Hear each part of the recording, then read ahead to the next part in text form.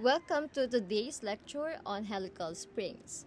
In this session, we will focus on determining the maximum shearing stress and understanding the deformation of these springs under different loadings. So, let's start. Helical spring is the most commonly used mechanical spring.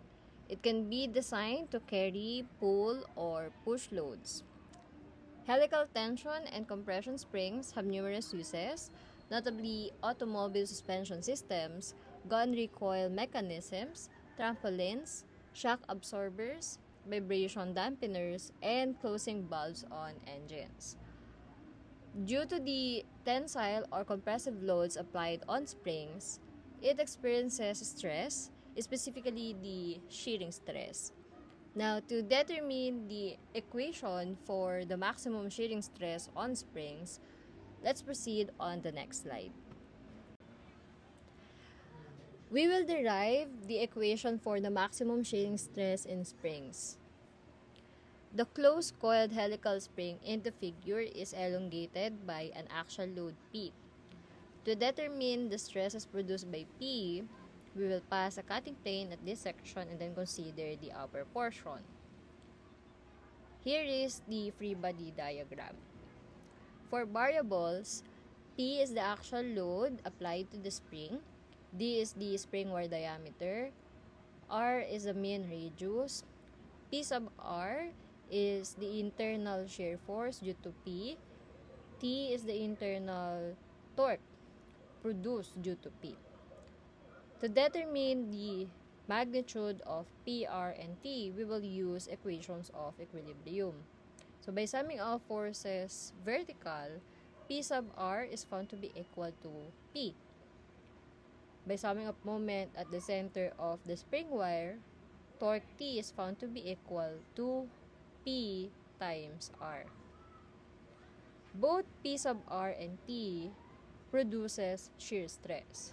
Now, to determine the total shearing stress on helical springs, we have tau max equal to tau 1 plus tau 2. Tau max is the resultant shear stress due to P sub R and T. Tau 1 is the shearing stress due to P sub R. Then from our lecture stress, tau 1 will be equal to V over A, wherein V is the shearing force and then A is the parallel area.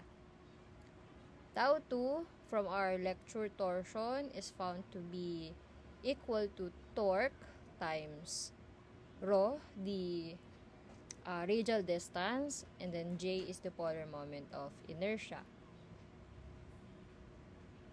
We will change these variables to our known or established variables in this figure.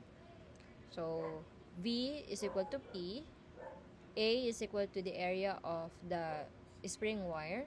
So, the area for spring wire is pi d squared over 4. For the internal torque, we will use P times R. For the radial distance, since maximum is the one we want to attain, rho should be equal to the radius of the spring wire, or it is equivalent to diameter over 2. For the polar moment of inertia, we have the equation pi d raised to 4 over 32. Substituting these equations to the equation for the maximum shearing stress in helical spring and then simplifying it, we have tau max equal to 4p over pi d squared plus 16pr over pi d cubed. Simplifying further this equation, we will arrive to the equation for the maximum shearing stress in helical springs, which is tau max equal to 16pr over pi d cubed times 1 plus d over 4r. This formula neglects the curvature of the spring, and it is only used for light springs where the ratio d over 4r is small. If we want to determine the more precise the equation or value for the shearing stress in helical springs, we will use the empirical formula for the maximum shearing stress by Wall. So, the Wahl's formula or Wahl's equation. So, maximum shearing stress is equivalent to 16 PR over pi d cubed times 4m minus 1 over 4m minus 4 plus 0.615 over m. M here is the spring index, and it is equivalent to the ratio of the spring and the spring wire. Mathematically, that is 2R over D. The terms in the equation inside the parenthesis is known as the Wahl's constant.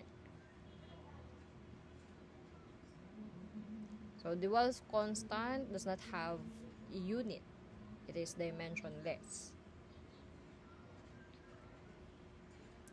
So, for the recall of variables, we have P is the actual load applied on the spring. Usual unit is Newton.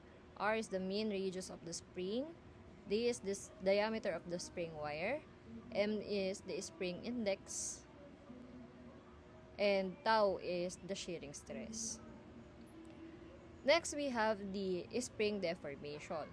The deformation is found to be equal to 64 times P times R raised to 3 N over GD raised to 4, wherein N is the number of turns or number of coils of the spring, and then G is the modulus of rigidity or shear modulus of elasticity. We will now apply these equations for the helical springs, maximum shearing stress, and deformation in the following problems.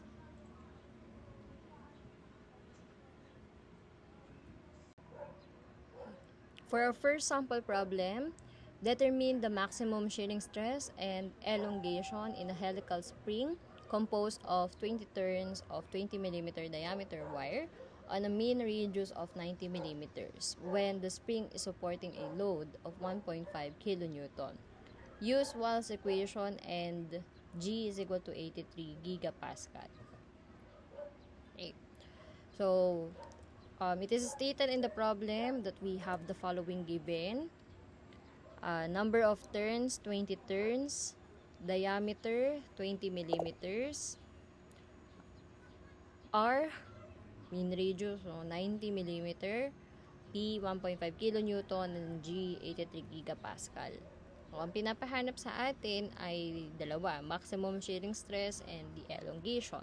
For the maximum shearing stress, we are required to use the Wahl's equation. So, the Wahl's equation is shown in the slide.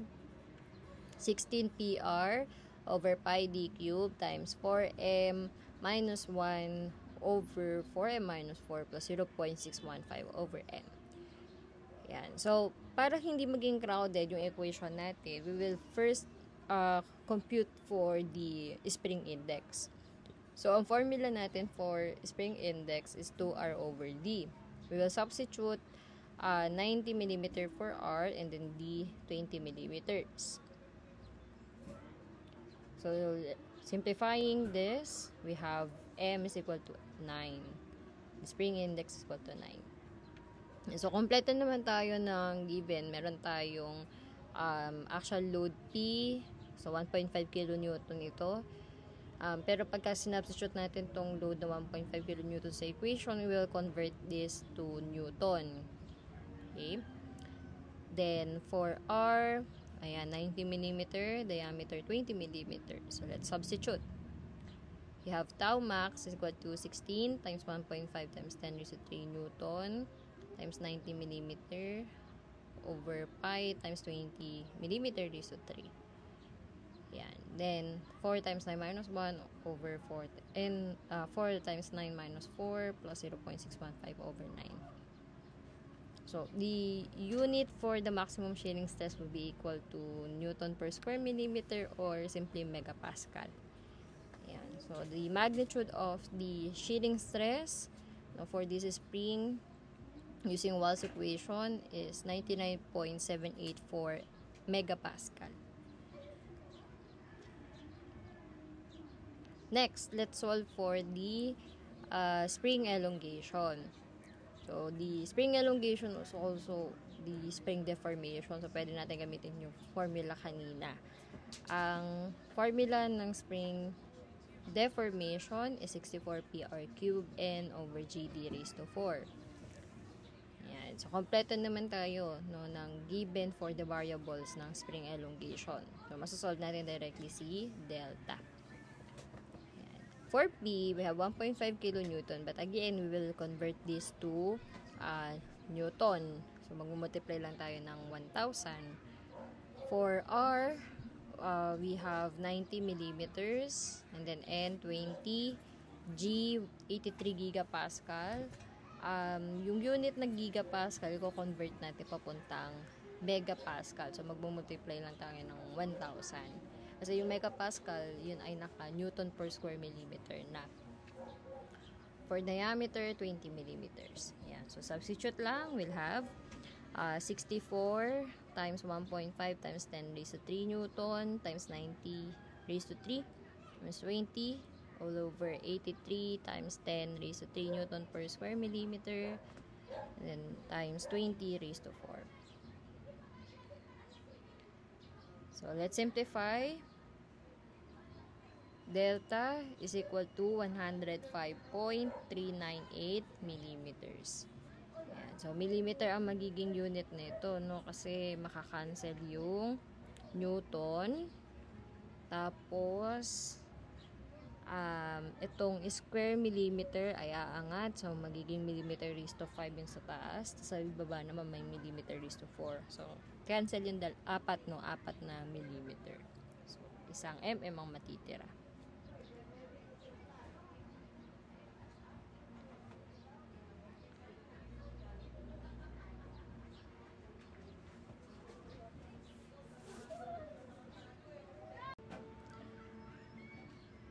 Next sample problem.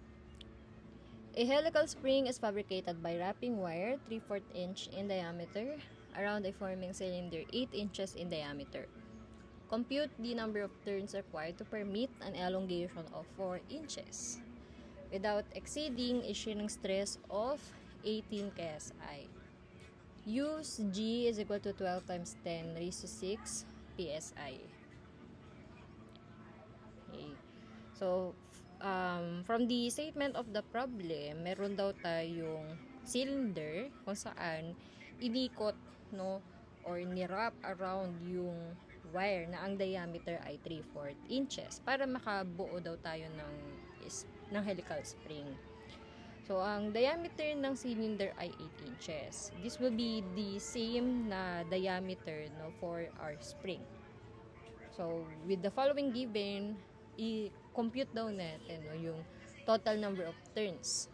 So, kung gagawa tayo ng spring, ilan yung ikot niya o ilan yung number of turns para yung magiging deformation ay hanggang 4 inches lang. Tapos yung shearing stress, hindi lalagpas sa 18 KSI. Yan. Ang number of turns na question sa problem ay makukuha natin since variable siya sa equation ng spring deformation. So, doon natin siya makukuha. So, ang formula for the spring deformation, di ba, ay 64 PR cube N over GD raised to 4. So, may delta tayo. Meron ding sa mean radius, ito kalahati ng diameter na 8 inches yung form. Then, wala tayong N, wala siya, no? Meron tayong G, modulus of rigidity. Meron din tayong diameter ng wire. Pero wala tayong P, which is the actual load. So, meaning, pag formula tayo agad ng spring elongation, dalawa natin. Yung load P at saka yung number of turns. So, we have to solve for the load P muna na i-apply doon sa helical spring. Since binigyan tayo ng shearing stress, dito muna natin i-compute yung load P na unknown. Yan. Sa maximum shearing stress. Maximum siya kasi exceeding or limiting limiting shearing stress. Kapag siya yung limiting shearing stress, yun na yung pinakamataas na value ng shear stress na pwede maranasan ng helical spring. Ayan. So, maximum.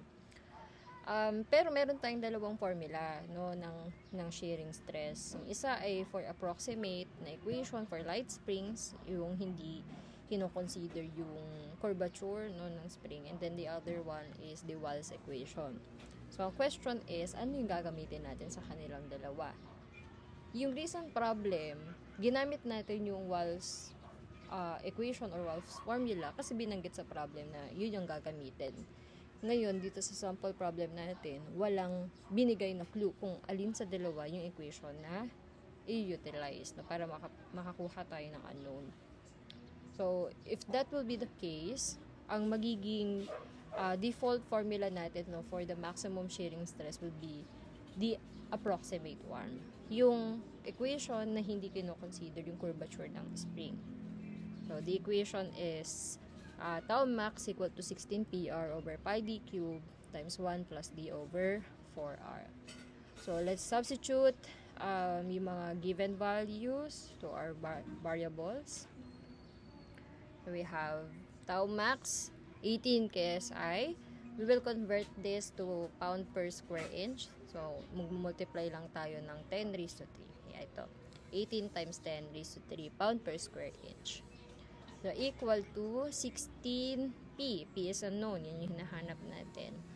For the mean radius, meron tayong diameter ng form, no, kung saan ginawa or nirap around yung ating wire para mabuo yung helical spring. So, yun nga yung magiging diameter niya. Kakalahatiin lang natin. Yun ay mean radius. So, 8 inch over 2. Divided by pi times diameter ng wire ay 3/4, no, 3/4 inch, so cube, times 1 plus diameter 3/4 inches divided by 4 times the mean radius 8 inch over 2.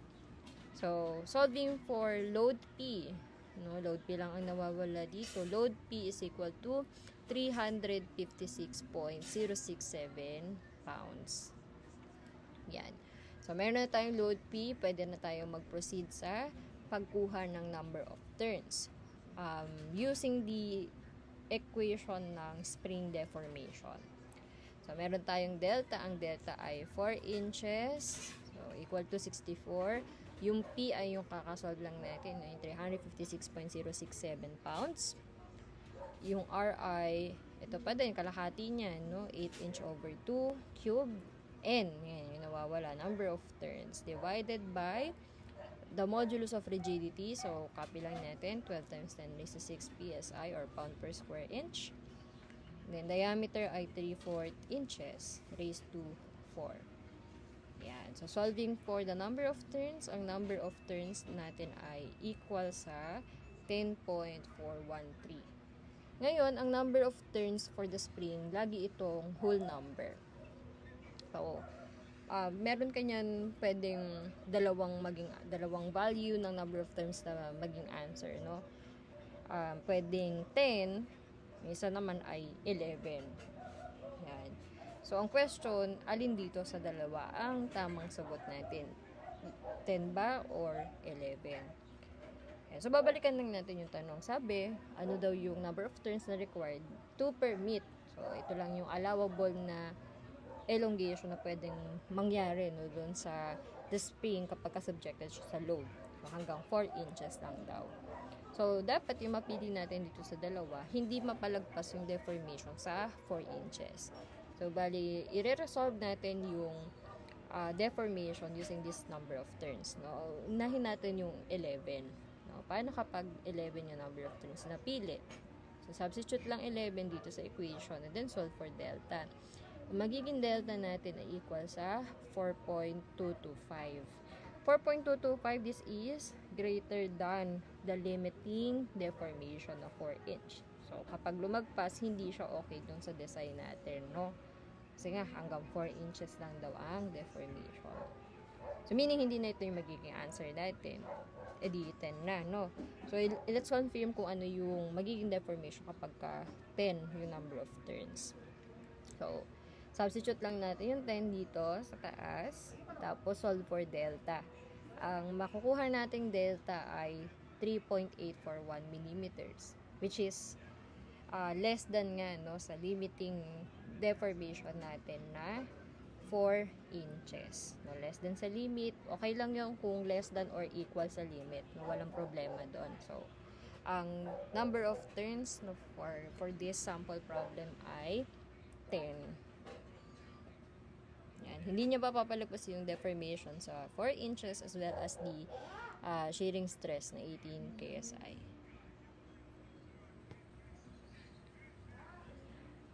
Okay. So, let's have our last sample problem naman. A rigid bar is hinged at one end, is supported by two identical springs as shown in the figure. Each spring consists of 20 turns of 10 mm wire having a mean diameter of 150 mm. Compute the maximum shearing stress in the springs and then neglect the mass of the rigid bar. And so we have here an application of the helical spring sa structure. Okay, so ginamit siya as a support. Ayan, so a rigid bar is supported ng tatlong supports. At the left ay hinge, the external hinge, and then dalawang symmetric, identical na springs. Sa dulo naman andun yung supporting external load na 10 kilograms. Yan. So, provided din yung mga distances sa kada support. Ang hinahanap sa problem ay maximum shearing stress. So, masosolve natin to gamit yung properties ng dalawang spring. Tawagin natin spring 1 itong nauuna. No, ito naman ay spring number 2. Ito yung spring 1, ito yung spring 2. Binigay yung properties nila, no?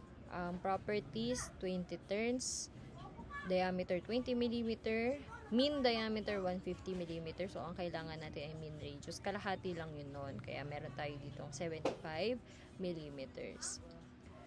Ayan. So, for the maximum shearing stress, we have to solve for the internal load, no, na nararanasan ng bawat spring. So, tawagin natin P1 yung internal load sa spring, reaction sa spring. Tapos P2 naman yung dito sa pangalawang spring. Okay? So, para makuha yung P1 and P2, we will use equations of equilibrium. So, kumpletuhin lang natin itong free body diagram. Palabasin natin yung reaction sa hinge support. So, dalawa yun. Rx and Ry. Ayan. But again, Rx and Ry, hindi naman natin ito kailangan, no, para mahanap yung maximum shearing stress. So, iiwasan natin, no, na lumabas sa equation ng equilibrium itong dalawang unknown na to, yung Rx and Ry. So, para maiwasan sila or makancel sa equation, mag-moment na lang tayo dito sa left support. Let's sum up moment at the left support equal to 0. Counterclockwise rotation is positive. Both P1 and P2 ay mag-rotate ng counterclockwise, so positive yung moments nila. So, P1 times 2 plus P2 times 4. Itong 10 kg na mass at the end ay iikot naman ng clockwise, so negative siya sa ating equation. Yung 10 kg, i-convert natin to force. Mag-multiply lang tayo ng gravitational acceleration na 9.81 meter per second squared para maging newton siya. Okay? So, ang moment arm nito ay 2 plus 2 plus 2 or 6 meters. Wala naman ng iikot na external load and internal load. So, equal to 0 na yung ating equilibrium equation. Simplify lang natin and then ilipat sa kabilang side ng equation itong constant. We will have 2P1 plus 4P2 equal to 588.6. Since dalawa pa yung unknown natin dito, this is equation 1. We need one more equation para masolve ang P1 and P2. But for equilibrium equations, wala na tayong ibang pwedeng magamit, no? Halimbawa, yung summation of forces vertical, hindi na natin yung pwedeng magamit kasi may unknown ka pa na isa na ry. Okay, madadagdagan lang unknown natin, magiging 3 na total.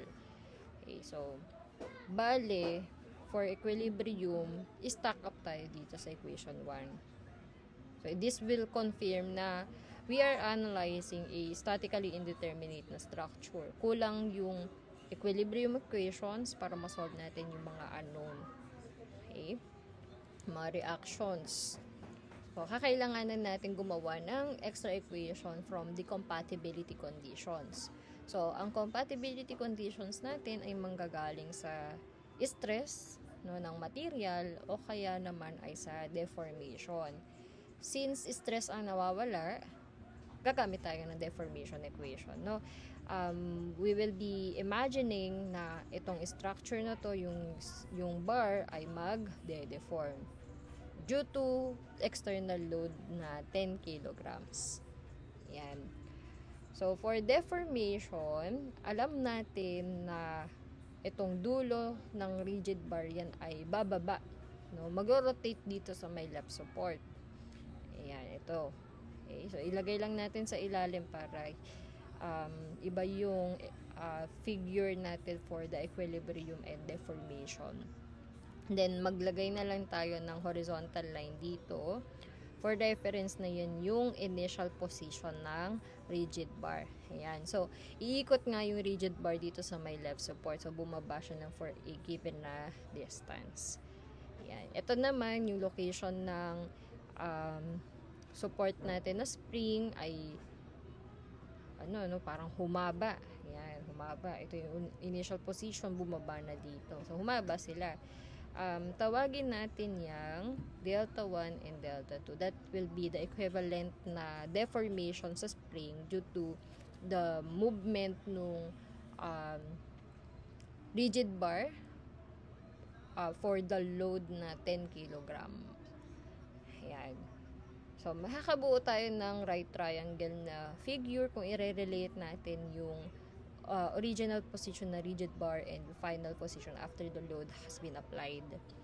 So, mag-ratio and proportion tayo ng maliit na triangle na to at saka itong nasa gitna ng triangle para makagawa tayo ng relationship ng deformation. So, we will have delta 1 rise overrun 2 meters equal to rise na delta 2 overrun na 4 meters. Yan. So, yung i-cross multiply lang natin ito, para maging 4 delta 1 equal to 2 delta 2. Then, for the delta ng spring equation ang isa-substitute natin, yun ay 64, PR cube N over GD raised to 4. Ayan. Since symmetric or identical yung spring 1 and 2 natin, ayan, may mga makakancel tayo na parameters doon sa equation. For example, yung 64, ayan, kasi pareho may 64, cancel yan. Yung R, min-reduce, cancel din. Yung number of turns, mawala. Pati yung buong denominator, yung GD raised to 4. Kasi nga, identical yung spring natin. So, ang matitira lang is yung P, yung internal load sa bawat spring. Kasi magkaiba yun, hindi sila equal. Dahil hindi naman, parang yung ika-carry na load nandito sa dulo. So, hindi magdi-distribute ng equally yung internal load niyan. Okay? So, simplify natin. We have 4P1 equal to 2P2. Ayan. Ito na yung equation number 2 natin. So, use equation 1 and 2 para makuha si P1 and P2. So, solving for P1, ang P1 natin ay equal sa 58.86 Newton. And yung P2 naman ay 117.72 Newton. So, okay na tayo dun sa problem na internal loadings ng spring. So, pwede na natin ma-compute yung maximum shearing stress sa bawat spring. Okay. So, for this problem, para makuha ang shearing stress, we will use the approximate formula ulit, yung na-derive nating equation. Hindi natin gagamitin yung Wahl's formula or Wahl's equation kasi hindi naman siya tinawag sa problem o hindi naman sinabi sa problem na yun ang gamitin. Okay, so ang default formula kapag walang in-identify, no, for the maximum shearing stress, yung approximate ito. Yeah, so we have tau max equal to 16 PR over pi d cube times 1 plus d over 4r.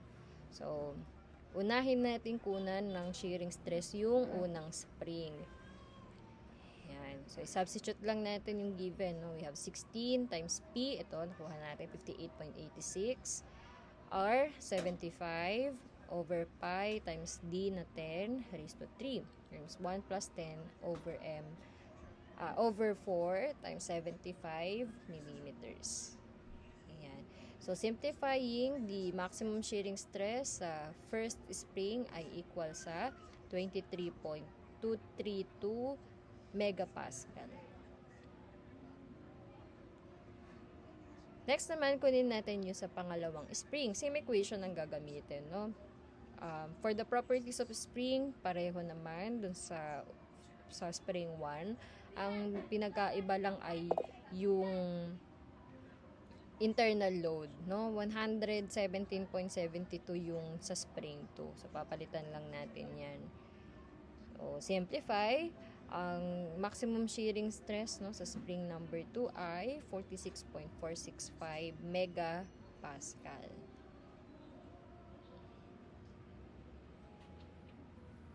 Okay? So, that's it, no, for our lecture na helical springs. If you have any question, feel free, no, to message me in my account. So, thank you guys for listening.